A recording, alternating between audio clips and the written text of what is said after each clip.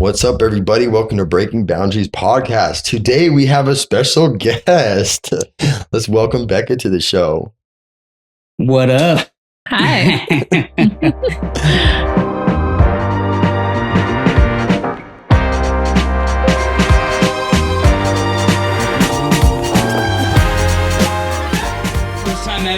First time ever having a guest. Yeah, it's a nice change. Yeah. Someone that's probably going to be a little more enjoyable to listen to than us for the last 18 weeks. Oh, she's going to be something. She already is. Becca, I don't know if you know, I've known Becca for probably like 8-10 years. Something. Like 15. Like 15 years. Known her for a long time. Almost as long as I've been alive. No, definitely not, bro. You're like 50, dude. I might have gray hair, bro. I'm not that old. I'm saying I'm the oldest. Yeah, you are the oldest. So tell us a little bit about yourself, Becca. Who are you? Oh, who am I? That's a good question. That's a loaded question. To be a long. Where should I start? I'll give you the modest. I'm a mom.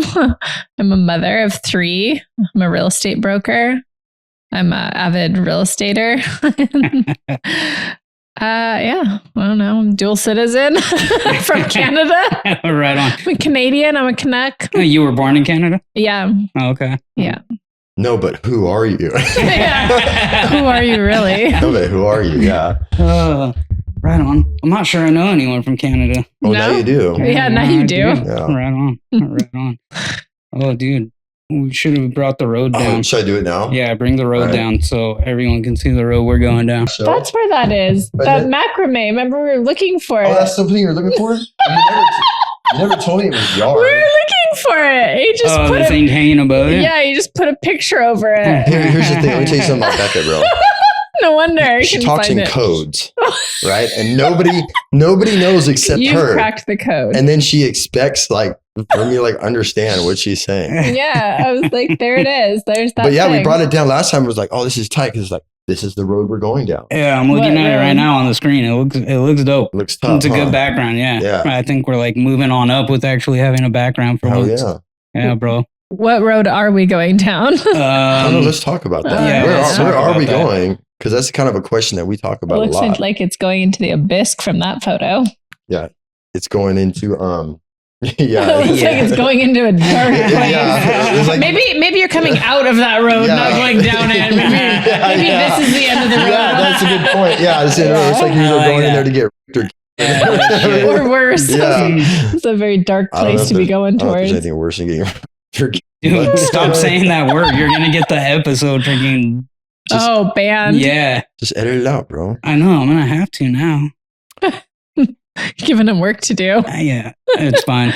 It's all right. I'm used to it, Carlo. Because he's always sick. I have to edit out all the coughs too all the time. Dude, why is everybody hating on me? He can be slightly inappropriate at times. I know what's going to happen here. You two are going to team up. I'm down. Dude, I know she's down, bro. I know she's down. Because the last few episodes, he's been throwing jabs at me. He's been throwing jabs. You too, huh? Yeah. So calling me old. But he's older. The last time I was like, dude, say something. And he's like, well, stop fucking talking so I can get some words in. I did not say that, bro. Yeah, you did, bro. It's probably on film. I'm going to clip it. Watch. Yeah. You know, I had somebody that met my son the other day and they're like, oh, I like your son. And I was like, he talks shit to you. Because nobody really, nobody I really. love him. He says to me, he's like, Becca, you got a lot to say about a lot of things. And I go, I just say what everyone else is thinking. And he looks at me and he's like, Becca, no one else is thinking that. Whoops. Oh, that's good. It's shit. True, though. That probably is true. Love it. Yeah. Love it. That's dope. So because when I'm around your son, he is this your younger son or was the older one? Yeah, okay, yeah, he's super reserved. Yeah, he is. Yeah, until he gets to know you, right? You know what I mean? But then he has a lot to say. He's smart and he has a lot of insight and he has his own opinions. He's already fixated in his own opinions, even though he's rather young still. Yeah. But he really knows his take on the world already. Right. Yeah, I sense that in him when I see him. He seems very like he knows who he is, you know? Yeah. For being the age he is. He has a sense of self. Yeah. He's like an old soul, man. He doesn't relate with people his own age. And the thing about him too is what I take, even though he walks around in slippers and different socks, bro. But the thing about him, dude, is that he doesn't give a shit about what anybody thinks. He doesn't give a shit what the trend is. He don't give a shit about. He does not break his morals or boundaries for nobody. Like I hold him on such a high standard for that. Dude. Right. You know what I mean? He does not falter. How old is he? 16. Mm-hmm. Okay. I turned 17 this year. Yeah. Okay. All right. Turned 17 in a few. He's a Cancer. But me and Becca, by the way, we have the same birthday. Yeah, we have the same. Oh, the exact same day. Exact same day, bro. No shit. Yeah. Oh, damn. Yeah. So sometimes they're just like, oh, I get it. I get you. Yeah. Sometimes it's unspoken. Right. Yeah. We're not alike, but we're a lot alike. Yeah. We're like the same type of chaos, but in our minds, it's like organized and not chaotic at all. In our minds, we think we're so great. It's like everything he has to say that's complaining about me is really just him looking in the mirror. And vice versa. My gosh, that's even one of my topics, dude, that I was bringing up, dude. And that's funny you said about that, because I'm talking with somebody last night about people that you meet in your life or who are in your life are a direct reflection of you. So when you don't like things about them, it's bringing up your own shit. For sure. And I'm just talking to somebody about that last night. I'm like, damn, because I'm like, I attracted this person into my life. So what's it say about me, where I am, or what kind of work I've done on myself? And I truly believe in that. You know what I mean? It's a direct reflection, man. And but it's almost like truth that I heard that I was like, oh, where am I? Yeah. Because you think you've done all this work and all this healing and all this stuff.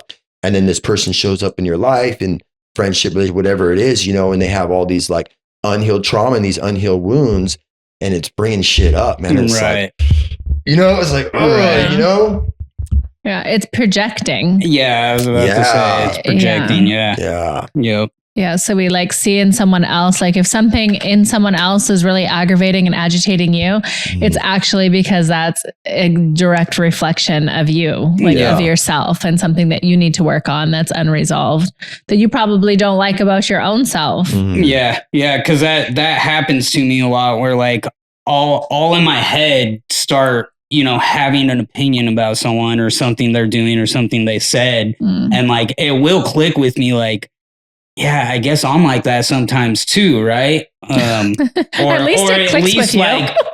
So that's a big issue when it doesn't. Right. But like a lot of the time, like I'm able to like see something in people that I don't necessarily like, that I'm like, I'm glad I'm not like that anymore. Right. There's that other view. But remember, I was just saying it the other day, like I've had a lot of epiphanies, like, and a lot of like healing the last couple months. And remember, because I was telling you, I'm like, dude, I'm kind of a hypocrite. Yeah, you did say that. You know what I mean? Remember? And I kind of brought up the situation, but I kind of was acknowledging some things, but I'm doing it in a different way than what they're doing it. But I think it also has to do with me. I feel in control and I know myself.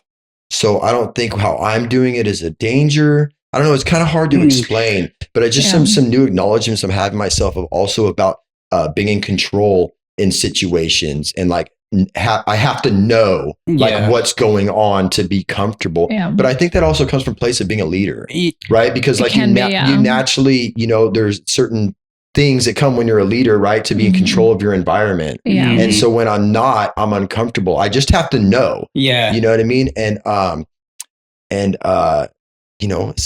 can be a plus or a negative, but I don't have control issues. Right. You know what I'm saying? Like something you see in yourself. Yeah, that would be me. Because we know who has control issues around here.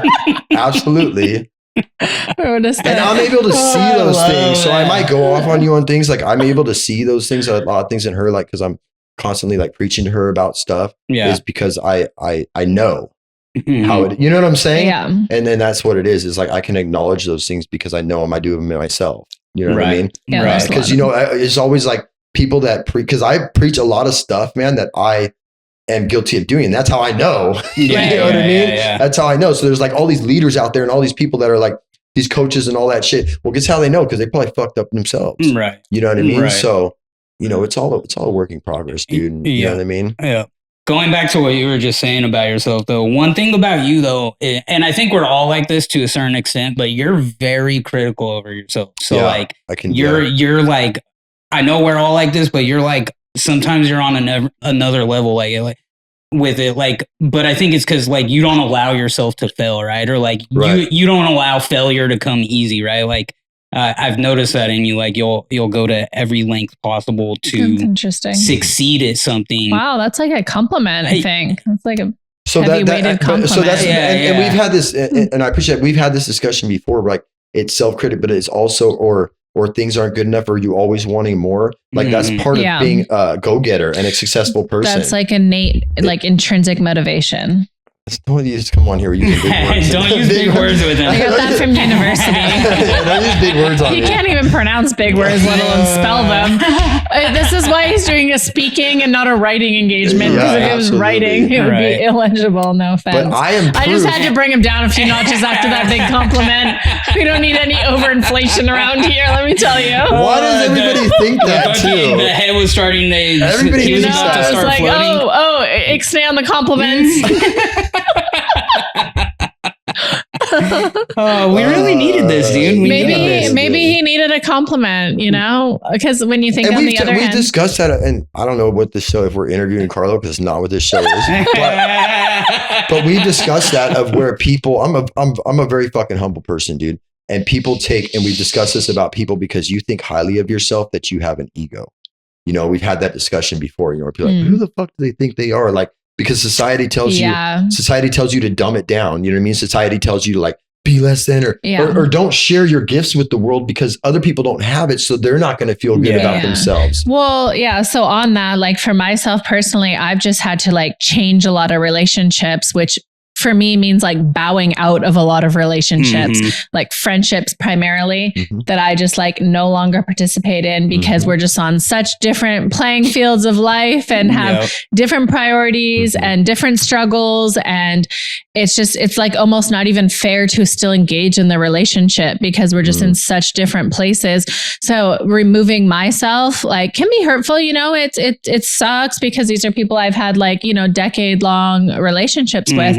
But it's just necessary. It's like a necessary growing pain because it takes the sort of risk of like not being humble or not being kind or coming across like in all of these like unnecessary ways, like prideful or boastful or whatever it is when it's really not that way. Like I'm a very down to earth person. I grew up in humble roots, you know? Yeah. And it's a matter of like hard work and intrinsic motivation that like brings you in your life to a different level, you know? And once you're at a different place, a lot of things change and a lot of things have to change in order for you to like elevate to where it is you thought you wanted to be and are going. You know? Yeah. We're always talking about that, how like when you remove people from your life or you step away from certain people, it's not anything against them. It's not like, I hate this. It's not personal. I hate this. Yeah, it's not personal, but it's like, you're right. You get to a certain level and that's what we're always saying. You can't look back down. You can't look behind you. You have to keep going. And it's like, you know, if they can bring themselves to a place in life where they can bring themselves with you, then come along for the ride. But like, you can't take them with you and you can't stay where they're at. Right. And you intuitively know. Yeah. You know what I mean? You intuitively know. And not only that, but if you can't be here's the thing. If you can't be your true self with whoever you're around, you are not to be around them. Right. So if you congratulating yourself and proud of what you are in your life, and these are people that you can't, because I've shared people where I'm like, I've shut my mouth, like, you're the wrong person to share it with. Right. So They're if you're the wrong person for me to share with you, you're not with me here. Yeah. Right. So I intuitively know like you shouldn't be in my life. But what we do is, because we're told as humans, is we bring ourselves down to serve them. Right. And so that's where we leave our true selves. But that's where you're wasting energy, you know? So it's not even like I'm leaving you behind, like I've elevated. It's like a lateral shift, you know? Maybe your life got better in different ways also. Like by all means, like I wish you well, you know? It's just a lateral shift because it's not just about like success and whatnot. It's also about like energy draining. Yeah. You know, a lot of people just leech your energy and your time because they're just complaining. Yeah. You know? Victim mentality, dude. She knows how I am about victim mentality, dude. I do not fuck with people that have victim mentality, man. It's a plague. And it'll fucking eat you up and it'll eat your life up. And that's a similarity like that he and I have. And I don't know if it's because of the shared birthday or what the heck, but there's like a lot of like finite similarities. And that's one of them where we both are overachieving, like go, like have to have things a certain way, like won't accept failure. Yep. That's why I was like, oh, is that a compliment? Because you're complimenting him. But I was like, it's kind of a compliment to me too. I'll take it. But then on the other end of that, you know, sometimes it does get like negative and complaining, you know, and like when I get like that, I'll complain to him at times and he's just like, well, like he'll listen to it for like a minute. He kind of like zones it out and stops listening. And I know he's checked out and I'm cool with that. Cause like, at least I'm still getting it out, you know, but then he'll just be like, all right, I gotta go or whatever. Yeah. Like we just part ways, but vice versa too, because he gets in it sometimes where he's just like, ugh, you know, but sometimes that's important too, that you just need to like get it out. You know, it literally has to like leave your system, leave your body. Like it's called biometrics. Like, you know, they do that. And there's like the Hoffman group up in Northern California but they'll like have you like beat a rug, like with a bat or something, you know, like it's like you literally have to like, that's why like working out and staying healthy and those sorts of things are important too. Cause you have to like get that negativity out of yourself. Physically, it's like in your cells. Yeah, definitely. And I think there's a difference between consciously knowing that you can't hold things in anymore and there's a difference between that and constantly being in that mindset of complaining, right? Like, absolutely. Like it's okay to release, right? Like, because like, it's the same thing with meditation, right? Like we're getting the trash out of our head. Well, sometimes we have to go the other route and let it out in a different way where we're getting that garbage out of us, those feelings out of us by just kind of venting it. But when it becomes an everyday thing with someone and they're constantly in that mindset, every day you see them, you know,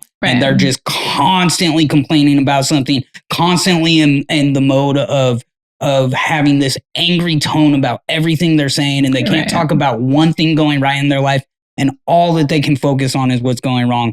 You know, that's where those people become toxic and that's when it's time to like, it's like too much. Yeah. I can't. And like the repeated story, like the same complaint for like days, weeks, months, years, like bad relationship, unhealthy job situation, whatever it is. It's just like, it gets and no loud. Change, no effort, no effort for change, you know?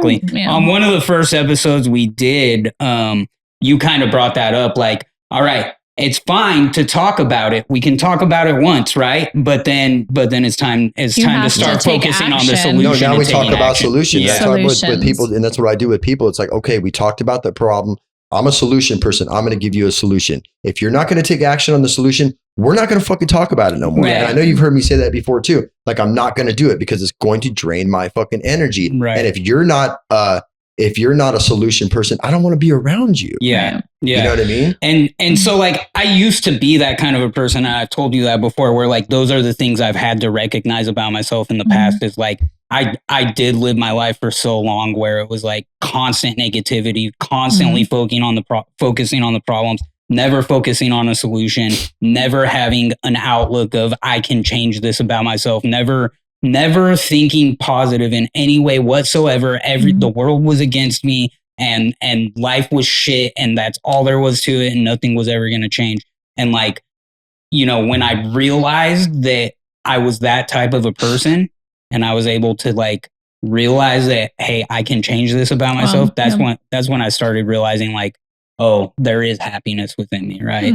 Like when you're living that way, there's no happiness and you just live this life of constantly just feeling in the fucking gutter of life. You know what I mean? Yeah. And when you realize like, oh, I have control, I can change these things about myself. That's when you find happiness. But see, people don't even acknowledge that they're doing it because it's so normal and they're programmed so much to do it, but they don't even notice that they're creating all these problems in their life because they're staying in that negative fucking vibration. Yeah. You know what I mean? And I think, like I've said before, it's just a lack of knowledge. Yeah. Because, and it's like now when you're on this side living this way, like you could never imagine even being that way. Right. It's like, you know, like we talked about, like through this spiritual journey, you feel like it's strange. This normal stuff that people live, this everyday life is like strange to me. Yeah. And I'm like, how do you It's like, you know what I mean? It's my book, but I used to be there, Mm-hmm. right? But now you're on the other side and you're like, how do you live that way? Yeah. We were just talking about that, dude. Like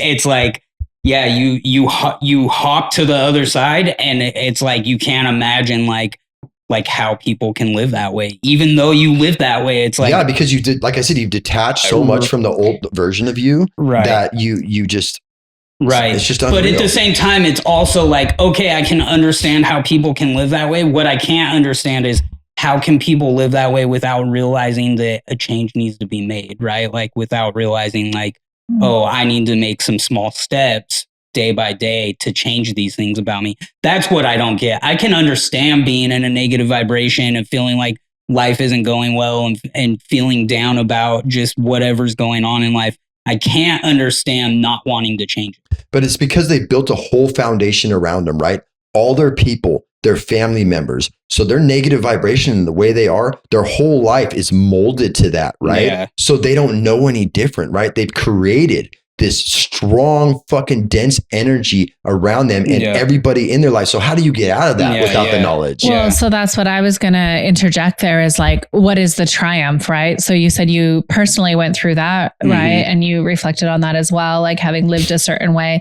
and then sort of transcending and deciding, like you said, like there was happiness inside and realizing that and choosing to live a different way. But what made that, what made that little tick like that? Yeah. So I don't think it was one specific thing, but like, I think it was just a number. Well, maybe it was one specific thing. Maybe it was like, I finally got tired of waking up every day and feeling like this life isn't the life that I want to be living. Right. Like maybe it was just having to like acknowledge that about myself.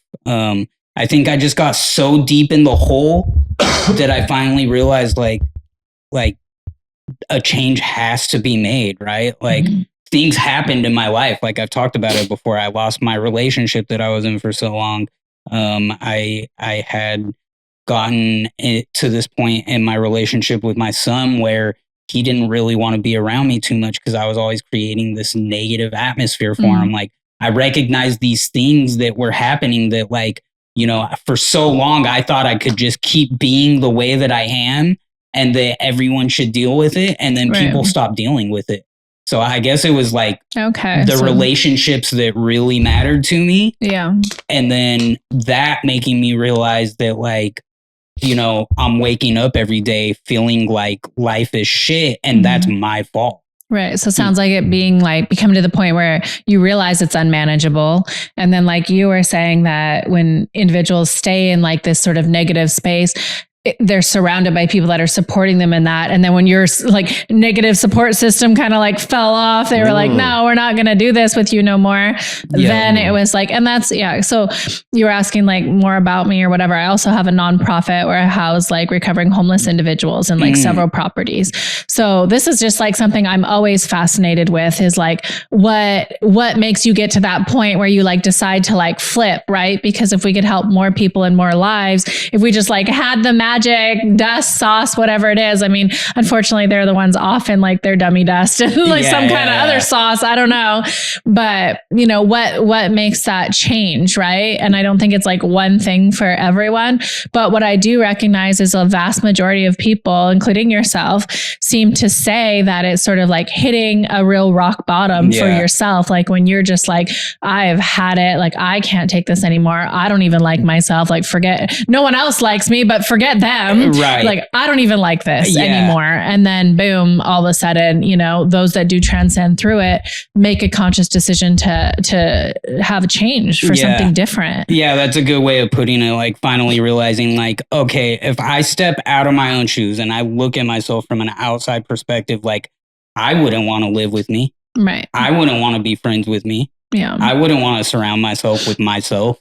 And like realizing like when those relationships started to dissipate that like, okay, maybe I am the problem. Right. And like we've talked about it on this show before too, like I wasn't able to love myself at that point. When I was like that, I wasn't able to look at myself and be like, wow, I'm happy with the person I am. And I didn't like the idea of actually having any pride in myself or loving myself. And that's why I agree with you on the ego thing. Like that didn't even click with me. So when I finally made those changes and I was able to have some sort of like internal love for myself, that's when I realized also that like, it's okay to have some pride in yourself, right? Like it's okay to think of yourself as like a like good person. Yeah. Without being egotistical, like you were saying. And you just, so the first step was you were honest with yourself. Mm-hmm. Okay. You were honest with yourself. Then you learned to love yourself as you were. Right. So that's the thing, is that people go, to their priest, or they go to this, or in recovery, they need the sponsor, their this or that. You don't have to go anywhere, dude. Yeah. Your conscious God is inside of you. It's inside of you. If you're honest with yourself, right? Because we go to people to co-sign shit.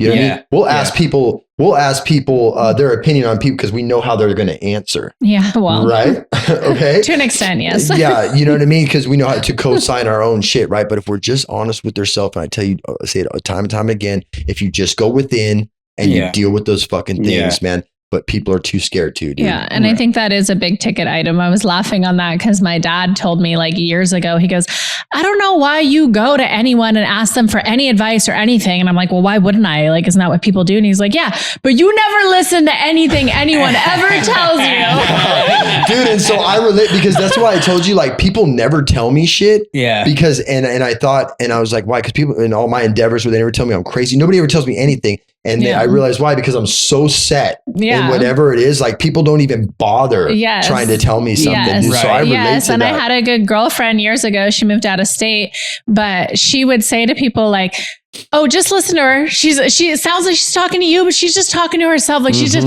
talking her way through it, and she'll come to her own conclusion and she'll figure it out, and boom, she'll be off. Like, oh, I gotta go. Like, and off to work she goes, or whatever it is. She does it all the time, bro. She's talking to me, and watch her answer her own questions. Right. But that's how verbalizing it to somebody. That's how we use other human beings and verbalizing it to somebody. You know what I mean? Yeah. And because that goes back to what you were just saying. Yeah. Like you'll just kind of vent it out and he'll stop listening. But like just the fact that you got positive it out. Positive or negative. Right? Like, that part too. Yeah. He doesn't care. I care. I just block out jibber jabber. You know what I mean? He cares about one thing. So and then you better shut up, right? You gotta take I didn't say anything. Wait, hold on. Nothing. Let's say this on camera. What did you say earlier? Rewind. Which part? That you were what, and you usually are. I don't know. I lost it. That you were wrong, and that's usually are. No, you said that. No, you said it right there. You go, well, I'm wrong, and I usually am wrong. No, I'm pretty sure that's what you said. He says. I think you say that. And I want the public to know. You know how we were talking about projecting? We project. She's gonna fucking use that all the time now, dude. It's over now. Projection, huh? Oh, it's over now. She's gonna use that all the time. Yeah, man. What says here and what says stays here. It can't come out of this. I thought this was getting televised. It's between us. All right. So I have some would you rathers that I'm going to ask you guys. Great. Yeah. How deep is this going to get? I don't know. So, okay. So ask her first. You answer first and then you answer. Okay, great. All right. Would you rather have the ability to read minds or the ability to see into the future, but only for your own life? Definitely the last one. I'd much rather see. I don't really care what anyone else is thinking inside their mind necessarily. So no, not the first one. I would love to see in the future for my own life. Man, that would be awesome. A little crystal ball. What about you? All day long. I would rather read minds, because I think if I could see into the future, that could affect me negatively, I think, because if you could see into the future, I think it would disrupt the universe and God doing its work that it needs to do. Maybe that is God's work. You know what I mean? The end. But I don't think I want it either, because reading minds as well too. I mean, I already kind of can. You know what I'm saying? Like, already the fact that I can feel. He's like, their mind's empty. No, already the fact that I can feel people's energy and that I know what people are about makes it hard for me to interact in the normal world. So if I could actually hear what's in their mind, I don't know, that'd be good for the dating world. Right. You know I was about to say the same thing though. I don't think I would really want either, but Yeah, I'm on the same page as I wouldn't want to see into the future because Really? I just don't think I'm meant to know the future, right? And then I'd love to know. and then nothing would That's the control in you. nothing would be gratifying, right? There would be no dopamine release in life because you would already know what's coming. So there would be nothing to achieve. And you could plan for it, get organized. You could like change it if you needed to, you know? There we go. I mean, if I see into the future and I live in like a big ass mansion on the hill with 18 cats, I'm going to be changing my trajectory real quick. But, and they talk about that, you know, like when God shows you a vision, you know, if he showed you how you had to get there, you wouldn't do it. You know what I'm saying? Yeah. So you're talking about seeing yourself in the mansion, but then you'd also see everything that you had to do to get to it. Now, what if you're not going to like that? Yeah. It's just too much. You just would have to, you know. But now, if there was somebody that could give me that wand right now, I would probably say yes. You would want to know. I would want to know. You don't care what anyone's thinking. You would. But, your answer is the same answer. Okay, it's that is. I do agree that you don't give a fuck what anyone's thinking. Yeah, he's not going to care what anyone's thinking. Because you don't even care now what anyone's thinking. You think so negatively. No, I don't think it's a bad thing. Like, I just don't care why about would you though? nonsense. Okay, I feel like the only reason I don't want to have nonsense you would care about what conversations. someone else is thinking, yeah, because one, it's your children, you know, or your loved ones, or two, it's for business. Like, if you knew, you know, what the business like that you're trying to sell to was thinking, or the buyer who's trying to buy a house, then you know, but then it would be like using it like for malice in a sense because it's like unfair. But people's opinions, you don't give a shit. Like, I don't think anyone cares. I don't care what other people are thinking. Like they have something negative to say about me. Like, I'm sorry. Like, you know, I try to stay out of your like circle and like, you know, like I don't want my name in your mouth in any way. So I try to remove myself as much as possible. Right. You know, and if I didn't get far enough away, like my bad. Yep. So all right. Next one. Okay. Would you rather be incredibly wealthy but have no close friends, or be of modest means but surrounded by a strong community? Wait, say it again. I didn't hear it. She was talking. Would you rather be incredibly wealthy? I heard it and have no friends. She's still talking. Or I'm giving you the answer because I heard it. I know, but I want to hear it too. Go ahead. I was going to tell you. Would you rather be incredibly wealthy with no friends and no close friends at all, or be of modest means but surrounded by a strong community?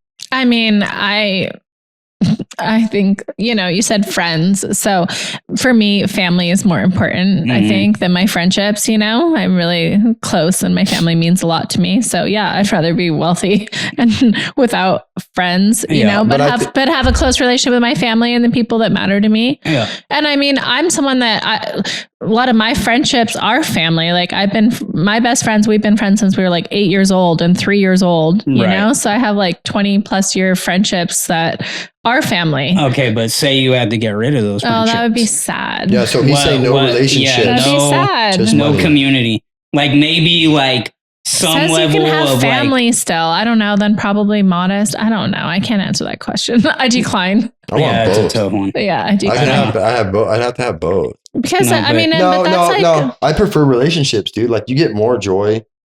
I don't know. That's but friendships. I mean, it's not about family. It's about friendships, though. You know. But no, it's it's the same thing. Same category. It's family. Yeah. Also. Well, it's okay. So like let's say you can still have your family, the people that are immediately related to you, but no relationships with friends. No friends. But family, yeah. I don't know. No friends with I mean, I'm good. I'd be good with just my kids, dude. Relationships with my kids. I mean, I think that. Wait, does that mean no girlfriend type of thing? Does this mean you're not getting laid? Yeah, dude? no, yeah, exactly. No getting laid. Other than your immediate family, you're by yourself. You're alone. Oh no, fuck the money. You probably ain't getting no girlfriend. You live like without a monk, money anyways. Look, bro. There is nothing greater. You're probably not getting the money, anyways. The money. He says you're probably not getting the money, anyways. You're not getting a girlfriend without money. Oh, without anyways. the money. Well, I'm not saying girlfriend, but I'm just saying like relationships, dude. Or like, I love relationships and connections more than I like money. Think so? Absolutely, I do. Yeah, it's a because when I'm in the joy in the moment and having a conversation and there's just love between two people, whatever it is, dude, like I love those moments. Like those moments get me high, dude. Like, you know what I mean? So I would definitely choose that, dude. Well, what's modest? Does that mean like eating beans? That means you're poor. Spread. You can pay your rent. But you're not going to care though. If you have nothing but love in relationships, you're not going to care about finances. Yeah. So I know that for me, like, so growing up, like I was one of those people that I loved to tell myself, oh, money doesn't buy you happiness. Money doesn't matter. And as I got older, had to take care of myself, you know, be out on my own. I started to realize like how important money really is. So like I completely changed that mindset, but I realized about myself, like, I don't like having things and having to keep them to myself. Like I just bought a car. First thing I did was like freaking hit you up. Yo, I just bought a car, right? Like I like being excited with people, right? So I'm not sure the money would satisfy me without the people.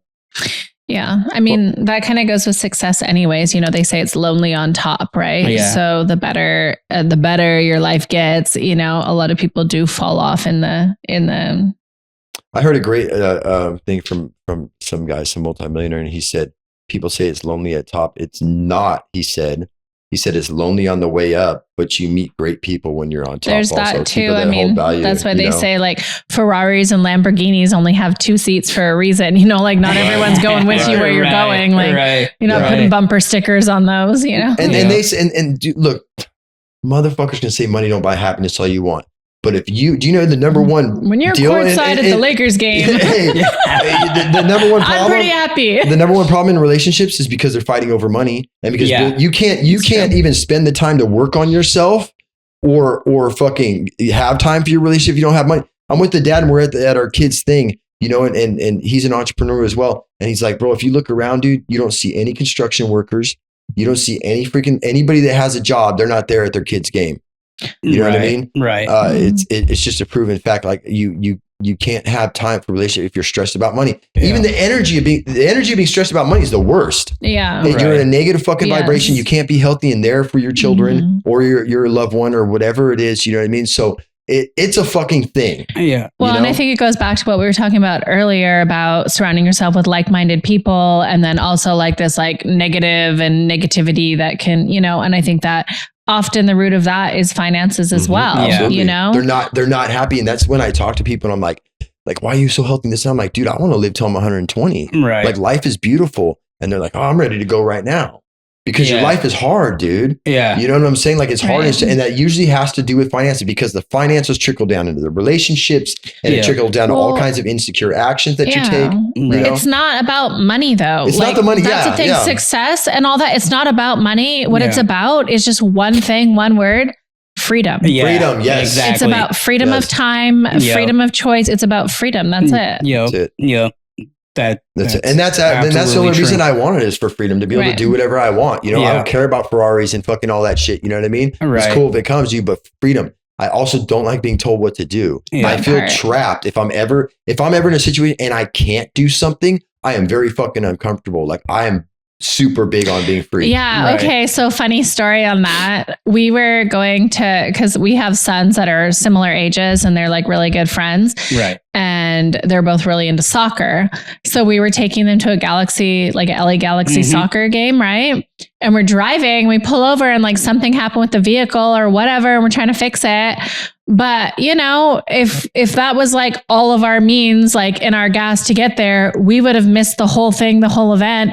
But we were immediately like, forget that, leave the car, called an Uber, had a ride there in like 5-10 minutes and boom, we're on our way to the game. It was like nothing ever happened, enjoyed the whole thing. You know, the kids like didn't even notice that there was like a kerfluffle in the day. Like everyone just continued, you know? Right. So I think there's those aspects of it as well, right? Yeah. It's not like just about like success and getting to a different level. It's about like you were saying, like being able to like be present with your kids and those sorts of things. Yeah. Right. Because if it wasn't, it would be, I'd be stressed out now, right? Then I'd be angry and then my kids would have a terrible time. And dad, something happened to my car. Now I'm not going to afford it. I gotta wait till my next paycheck and it's going to trickle down to all these fucking problems. Money eliminates a lot of uncertainty in life. Yeah. Because, you know, no matter what happens, you have the resources you need to handle the problem. The money is the solution to, a plethora of problems that you could run into in life. And so, as humans, we hate uncertainty. And when you have no money, you never know how you're going to get to the next day or how you're going to solve the next problem.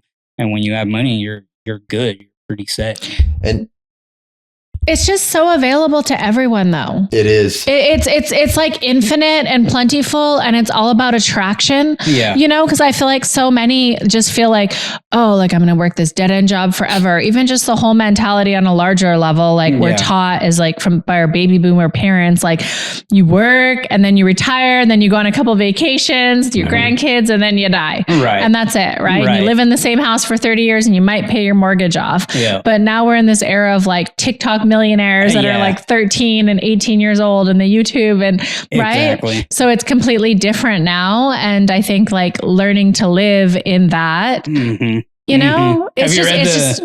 you read the book Rich Dad Poor Dad? I don't read books. I don't read books.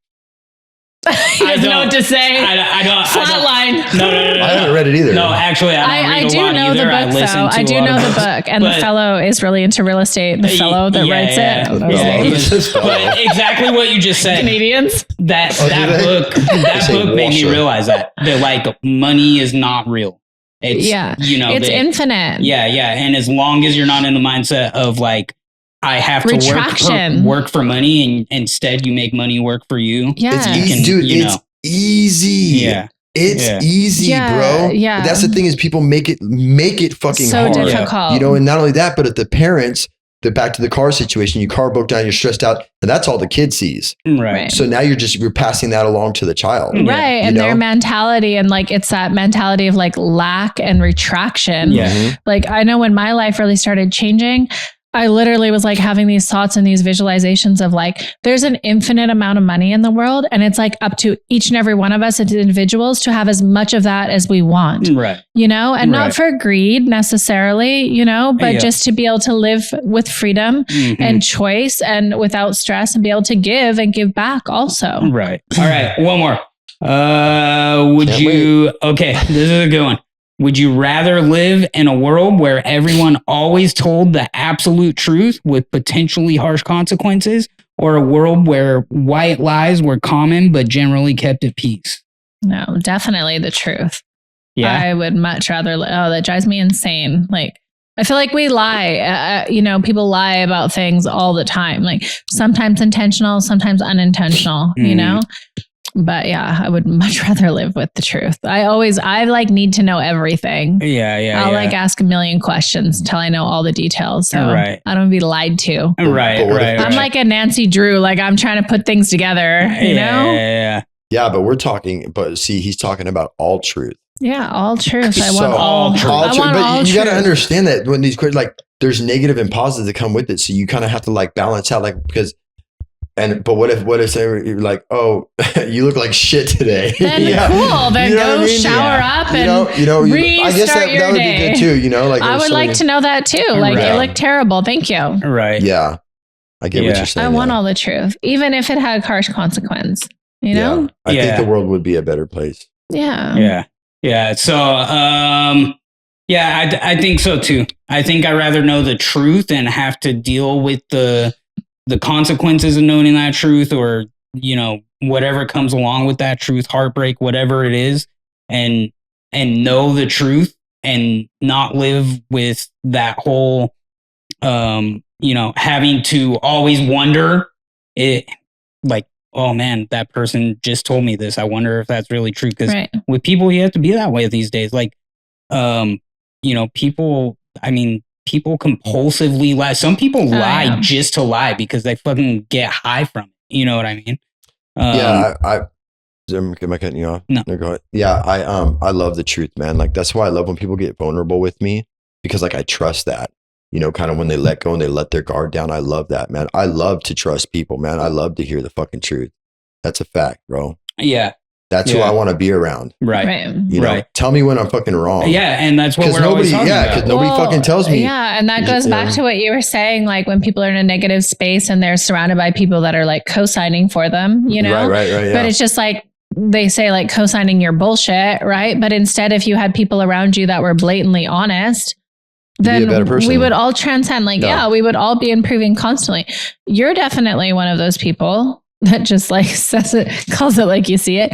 And it's not always pretty and you don't always want to hear it, but it's good to know, you know, like I would rather just hear it point blank. I love telling you the truth. I know. It's super annoying. I know. And you think that I'm like hating on you. Yeah, he does. But maybe I am sometimes. Yeah. She does too, bro. You are a hater sometimes, no, bro. I'm not at all. Yeah, he's just You're speaking lying. the truth. but I rather hear your truth than have you lied to me. For sure. That's why this podcast worked, because if one of us doesn't like something that the other one did, we'll say it. You know what I mean? Like, I think typically we're pretty much on the same frequency with ideas and like what we think will work. But like, I've sent you videos before where you're like, nah, that ain't it. Yeah. You know what I mean? And, because why do I want you to look stupid? Right, you know what I mean? right, Or whatever right. it is. Exactly, You know what I mean? exactly. So it's like, I think the world just operates better like that when it's just like be straight up about it. And then if I choose not to care about your your opinion or what you think, that's fine. But still tell me what you think. You know, tell me the truth. And I think now you said I'm a hater. operates you are a hater, bro. I'm not a hater, bro. I just see the truth. You know what I mean? I'm just telling the truth, bro. I'm not hating. I just see the truth. And dude, like, I'm not saying you, dude, but like other people, like people are fucking full of shit, bro. You know what I mean? Yeah. Like I'm not saying you guys in your situation, but people are just full. And like, I'll tell them like the fucking truth. Like, no, dude, like, no, my fucking son's super like that, bro. Yeah. That's why he does not get with people, because he'll just say the truth. He can't help it. I'll be like, I'll try to get him to lie sometimes, bro. And it's like, dude, just like, just to get what you want. He's like, I can't, Dad. I can't fucking do it, man. Like, this shit is wrong. Right, but it's like children, right? That's how kids are. You know, they say kids say the darndest things because they're just like they just are who they are, and that's it. Like they haven't learned all the social cues and reading the room and all the things that like we're taught, which really just like dumbs down our truth, which is like teaching us to tell little lies and whatnot, right? Yeah. And the kids just like blurt it out. So you're just very childlike, and you're I'll take that. I am very childlike. You're not really a hater. I don't really think that. It's just that what he Becca's heard here is and that I'm having youthful. fun talking I know why you're saying it, because Becca's here. So you're like, so it's an opportunity. It's an opportunity to be able to talk shit to me. I know. I get. That's why I'm not taking offense with it. It's cool. I get it. Yeah. I don't know. But I'm telling you the truth. Yeah. I like getting offended though. You know, like if someone can like really get under my skin, which like takes a lot, then I like that. Then I'm like, wow, like that's something I need to work on. You know, the fact that I'm that irritated by it, but also probably whatever was said is something that I seriously need to address as well.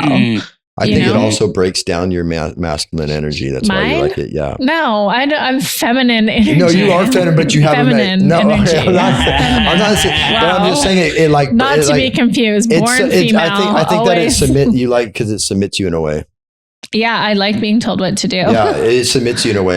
You know what I mean? And that's why you like somebody because I'm telling you, when you're a leader, nobody tells you shit. Yeah. You know what I'm saying? When you're an alpha type personality and you run all your own shit, like nobody's telling you anything ever, and it's irritating. Right. It is, yeah. And especially when they're just always kissing your ass all the time too, and you're like, you just know, annoying. like, dude.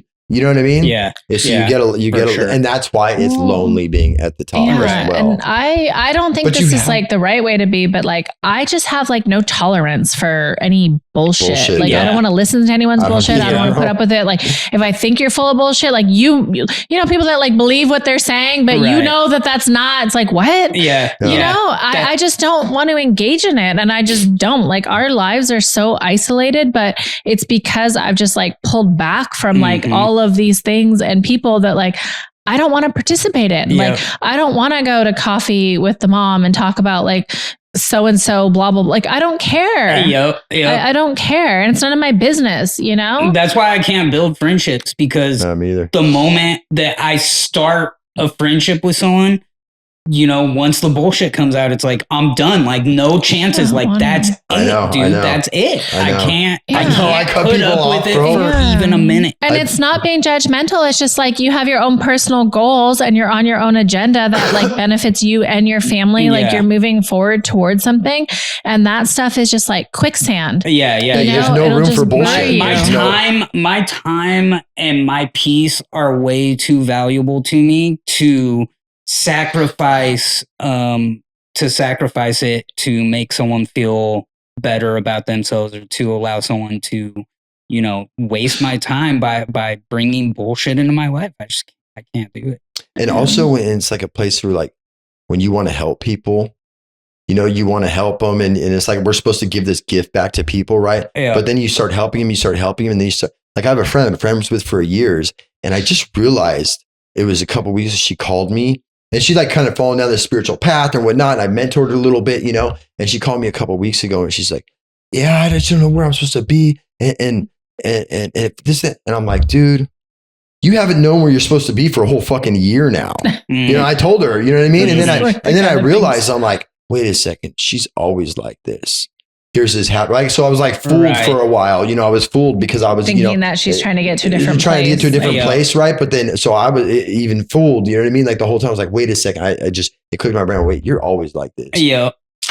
And that's where it comes in. You give people the benefit of the doubt, or you give people chances, and they try to run with it, and eventually it's like you realize that's all it was. Where you were giving them a chance, and there was never any chance. Dude, I cut people off so fast. And then people that I am friends with, they're like afraid of me cutting them off. So they'll like hesitate what they say to me. I'll be like, dude, you can come. They're like, well, I don't want to come to you in a negative vibration or this, that. I'm like, dude, you can come to me, you know what I mean? For shit. So I kind of feel bad. They're like, oh, cause they're afraid I'll cut them off. And it's not like that. I'm just not doing the fucking whining, dude. Yeah. I'm not doing the whining. I'm not doing the victim mentality. You can come to me with your problems, but we're going to fucking talk solution. So I'm not saying I won't be in a relationship with you. I'm not saying I won't be your fucking friend. But what I'm saying is we're either growing or we're fucking dying. And if you're not fucking growing, then I'm not going to grow. Right. So if you don't bring value to my fucking life, I am not going to be around you. Yeah. And I don't want anything from you, right? Like I've talked about it before, like even a different perspective,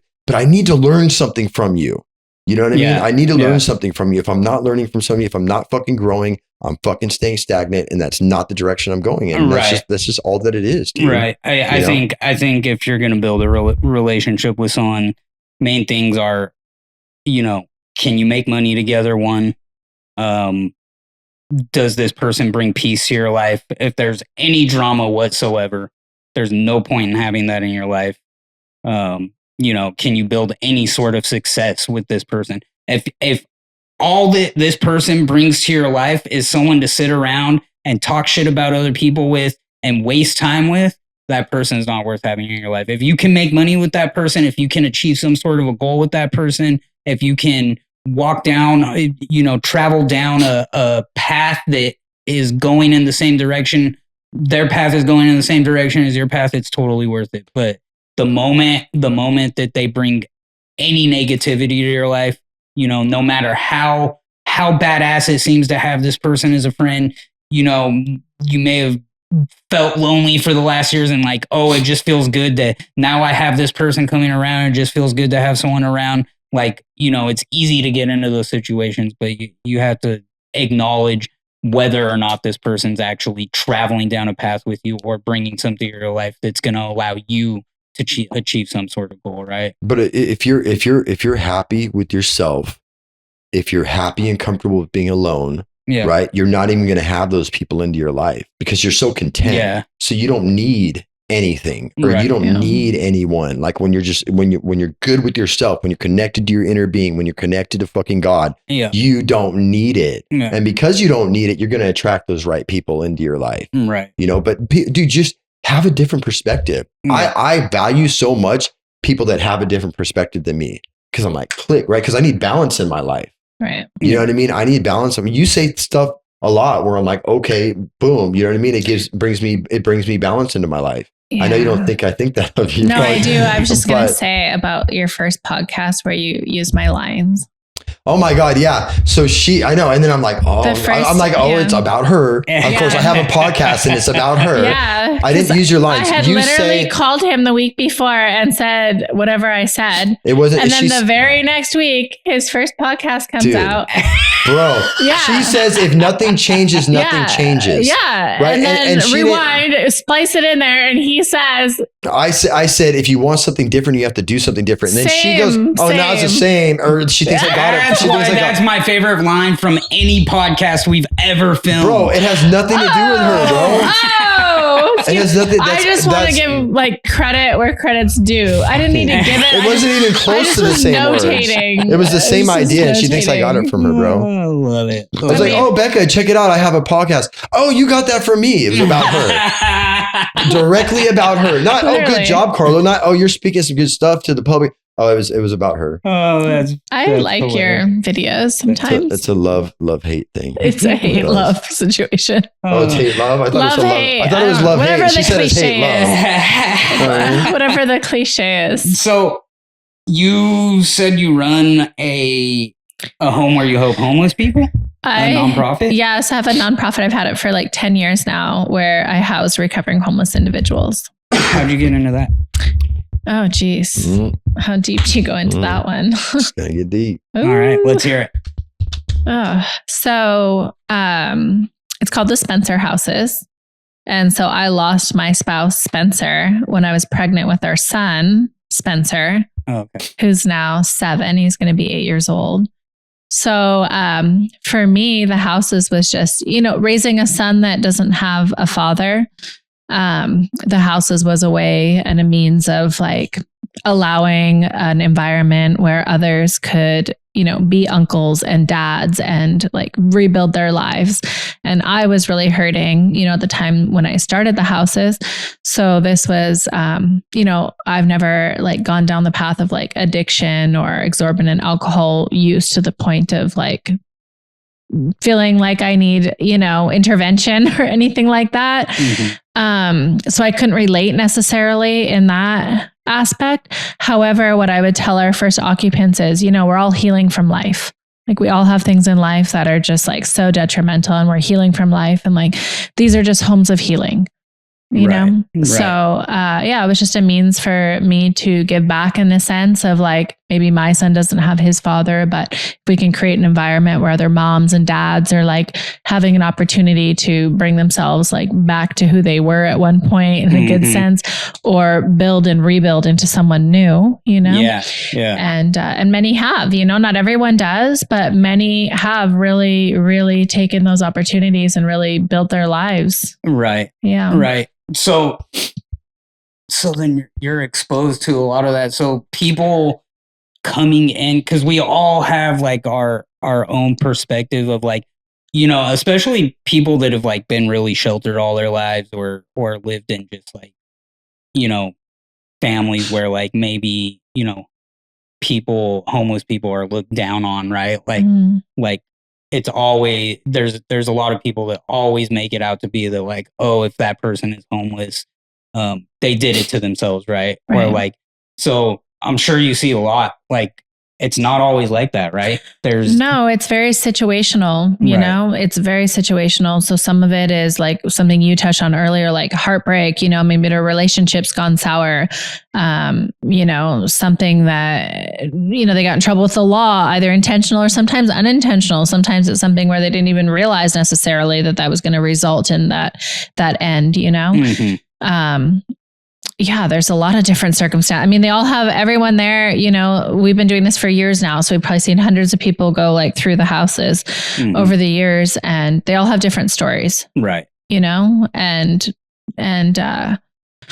it's a beautiful thing. Right. It really is. Even those we have this like open door policy. So when someone's a part of our houses, we let them know, like they always have a home. We don't ever want them to feel like they don't have somewhere to come to. So some aren't ready yet, and some go back out and do whatever it is they need to do, or have to go back in and do more time, or, hospital, whatever is needed. But we've had so many that like we've stuck with for years, and they come back and they may go out and they come back again. And eventually, usually they get it, you Yeah. know, and that change that we were talking about earlier, like that's kind of what I'm in it for, is like, I just love transformation. Yeah. Yeah, I love transformation. So I love to see people transforming their lives. I mean, I work in real estate and I get into like the grungiest, like most disgusting, dirtiest houses and I make them beautiful. Yeah. You know, so that's just what I love. I love the so I'm doing it in every aspect, you know, like allowing a space for individuals to do it in their lives and then also doing it, you know, in my professional life. Yeah, that's amazing. Because like growing up, I was around homeless people a lot. I grew up in the punk rock scene. I grew up with like a lot of like crusty punk rockers that like some chose to be homeless. They just, you know, left couch surfing. You know, but I was exposed to a lot of that, right? And so like growing up, I knew a lot of people in that situation. And so even though I'm of the mindset that like we all have control of our own lives, right? And like if we allow ourselves to go down a certain road, that we are responsible for allowing ourselves to go down that road. But it's like these stereotypes that are out there about people are unfortunate. Yeah, exactly. And that's what we work really hard to remove, you know? Right. It's like not something that has to be judged so harshly. Yeah. So yeah, it's interesting you're talking about when you were younger, because I remember being like an 8-year-old little girl and we lived in Canada. And I remember telling my mom like, oh, take me to where, you know, I would like have her sit so I could like watch people like climb in and out of dumpsters and like collect things. And I was just so fascinated by that, like how someone could live like that, just like baffled my mind, you know? So it's interesting that like fast forward all these years later and now we're housing individuals and then touching on what you said about the stereotype and the stigma, like I hate that. I hate it. I really do. Like I hate it for everyone that's ever been in that situation, because we call it recovering homeless and we call it that because homeless is something that everyone cares about. You know, every homeowner, every home renter, like every parent doesn't want to be around like homeless. They don't want that around their house. So it's something that like everyone collectively as a community is concerned with.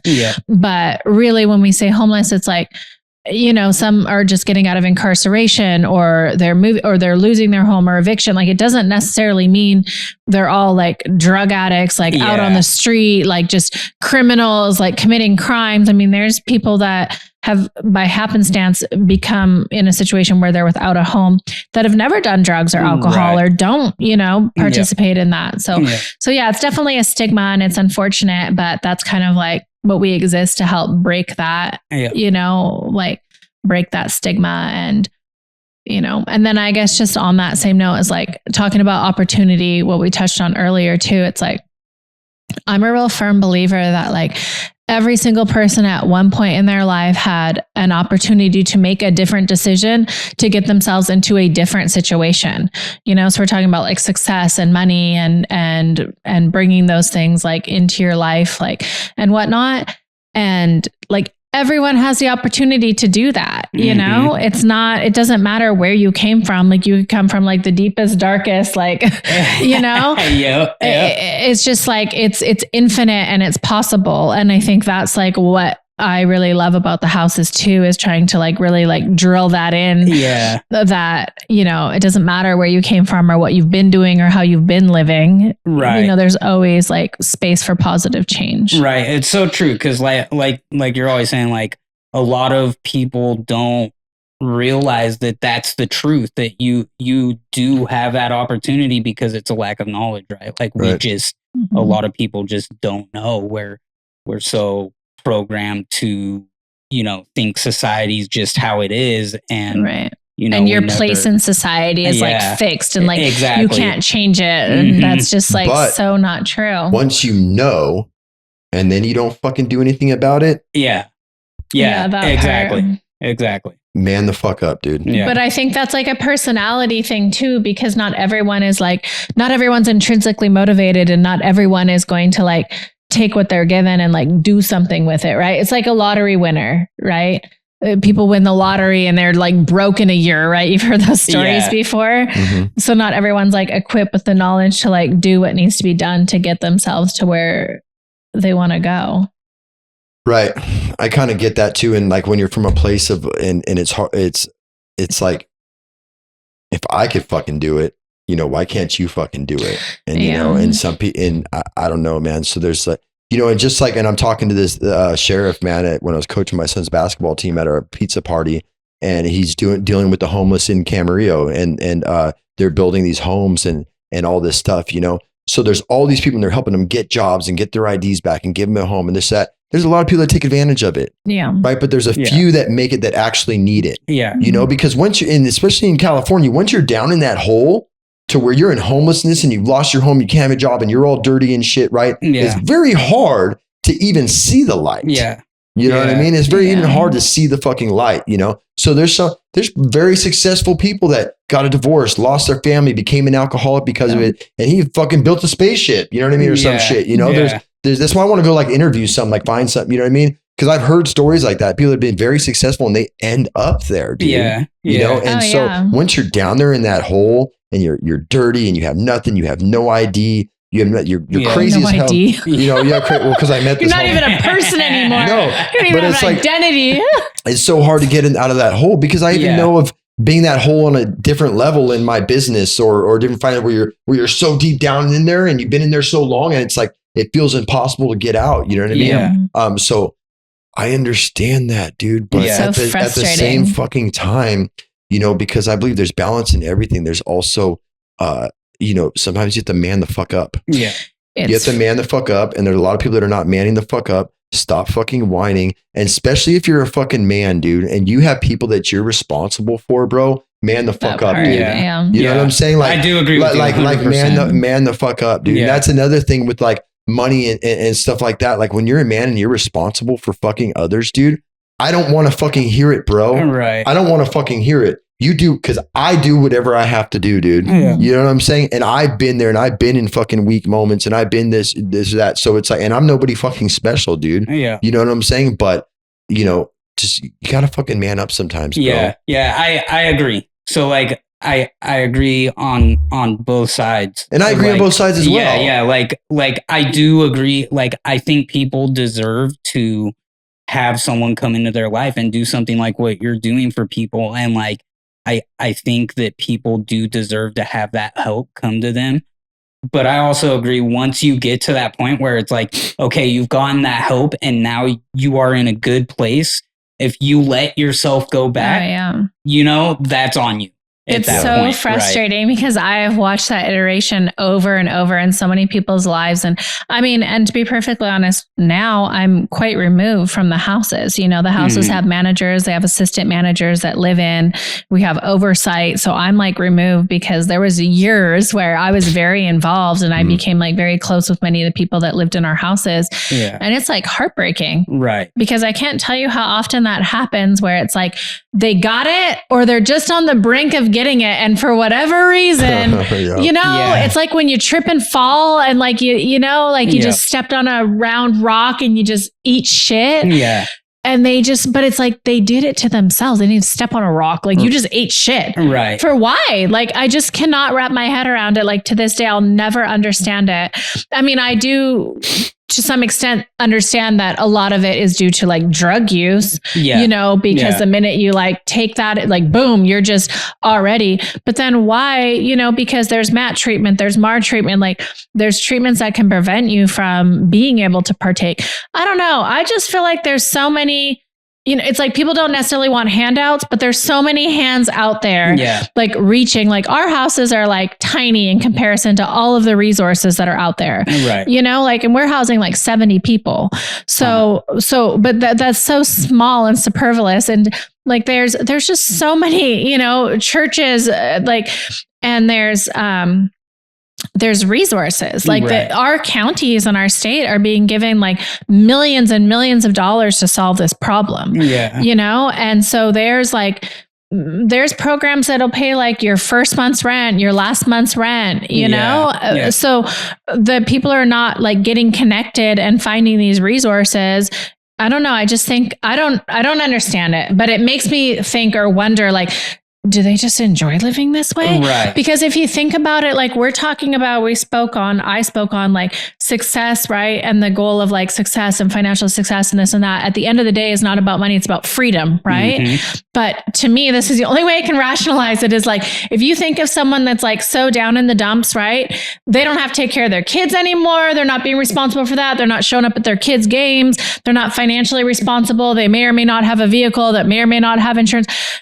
Right? You have, what do you have? No responsibility. When you have no responsibility, what do you have? Freedom, essentially. Yeah. In a sense, right? Yeah. I'm just saying, like, I kind of see it as like this, like the judicial scales, right? Where it's like you're successful so that you have freedom.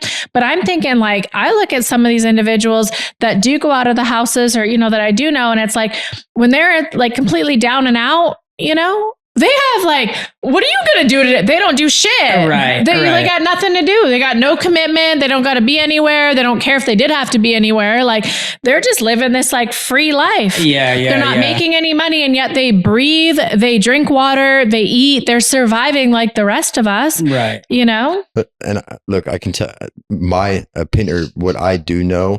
And the reason that they don't, and the reason why they fuck it off is because I got my car, I got my job, I got my girlfriend, I got my kids back, but I still have an internal problem because the addiction and the homelessness is all an internal fucking problem.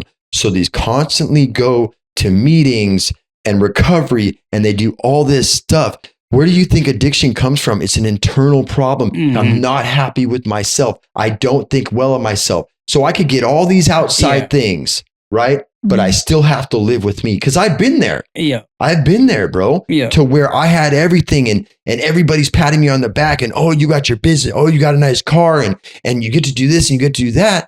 But I still had a fucking internal problem that I didn't deal with. So everybody is looking for outside things to fix their problem. And it's an internal problem that put us there. Right. It's trauma that we haven't fucking healed. So there's not enough focus on healing.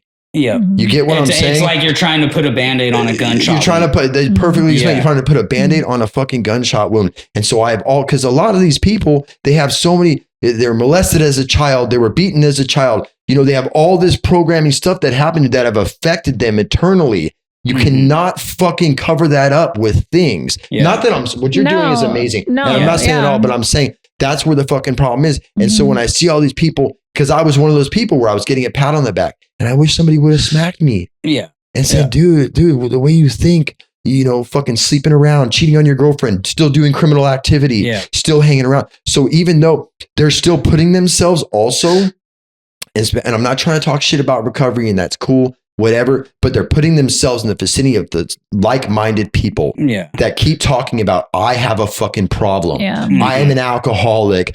I am this. I am that. And they keep manifesting. I am broken. I am broken. I am broken. Right. And they're not fucking healing it. They should be cured and fucking healed, right? And feel joy. And here's another thing is I can have all that stuff, but I have no purpose.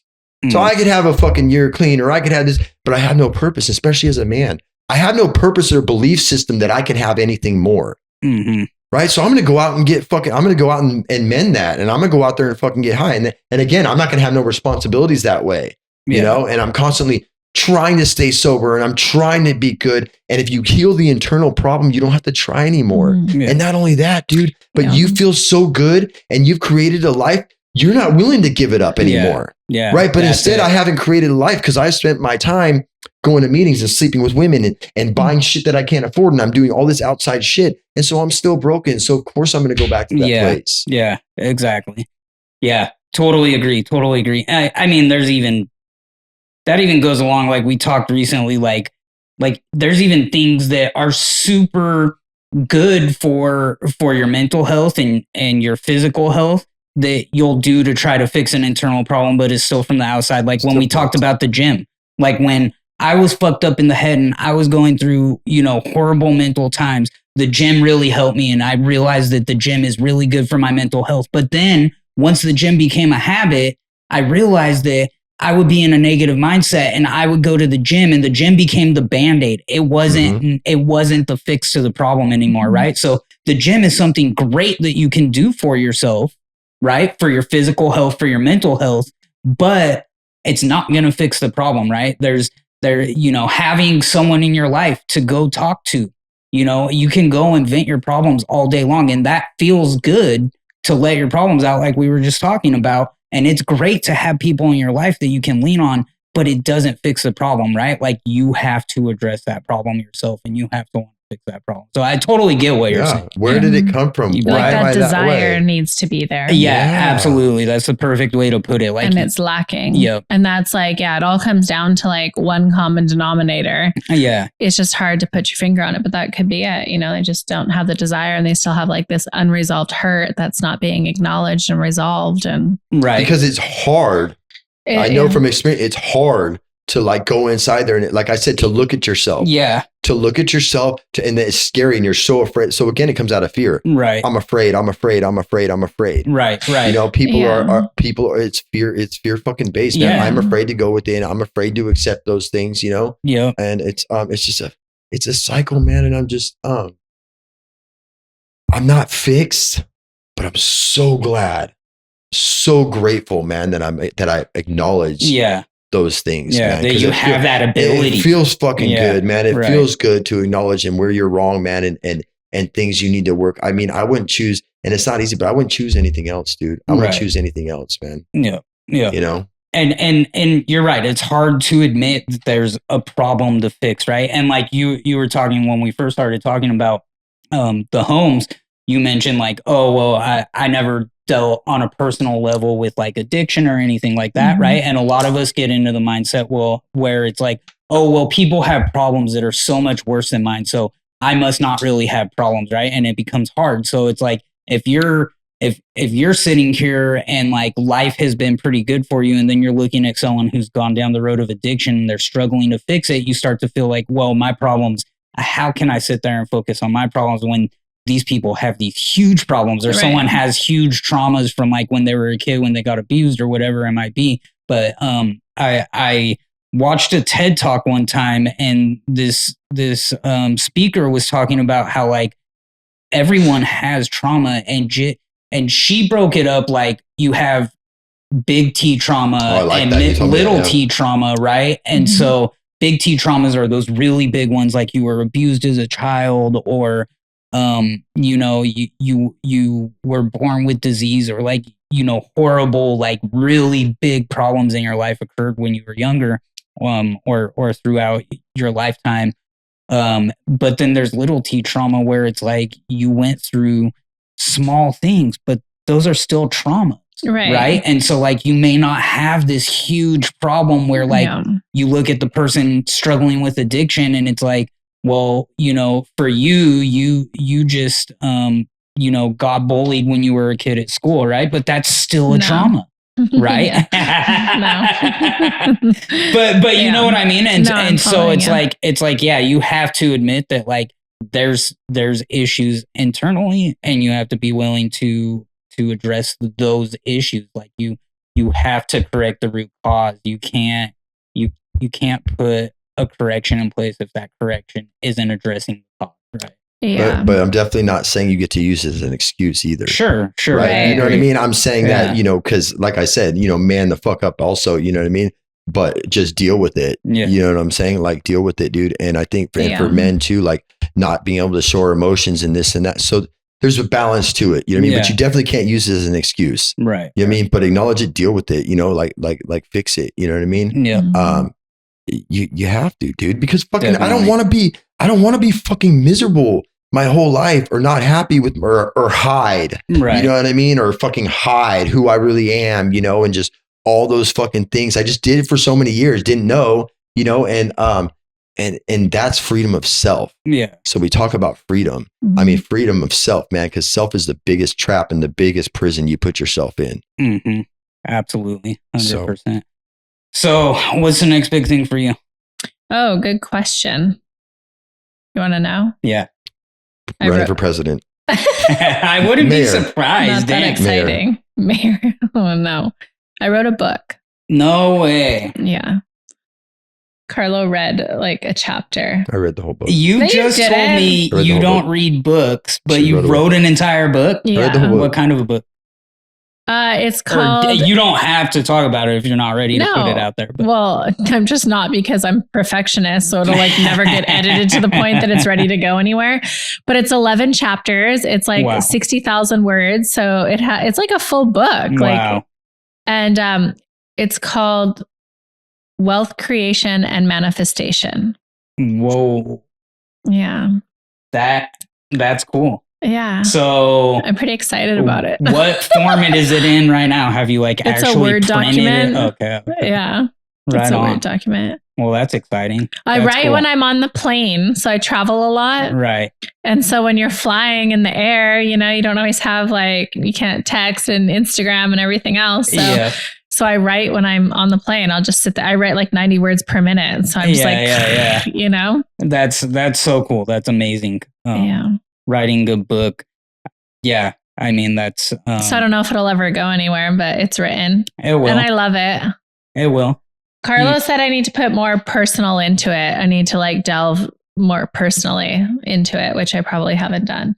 But one other person read it, just like the first couple of chapters, and was like, wow, this is like really good. And I was like, oh, thank you. Right. But they might have been lying to me. I don't know. People lie. So. Wow, that's pretty amazing. Yeah. And what you're doing with the homes is amazing. Well, thank you. This episode, having you here, has been amazing. Oh, and thank we you. thank you. Yeah, thank you so much for joining us. Seriously, thanks for having me. And yeah, I've never been a podcasted before, so you broke my podcast cherry. Right on, love it. I've never even watched a full podcast. Like we said, you're gonna watch this one. Yeah, I will. Yeah. This has been super delightful. Big change for us. Yeah. Big change for the viewers. And we thank you very much for coming on and sharing your mindset and sharing the ventures that you have going on. Thank you very much. We have social media. Hit us up, guys. We'll be asking Becca to hopefully come back again soon. Mm-hmm. Hope you guys enjoyed this one. Comment, like, subscribe, hit that notification bell. Love y'all. Peace. Later.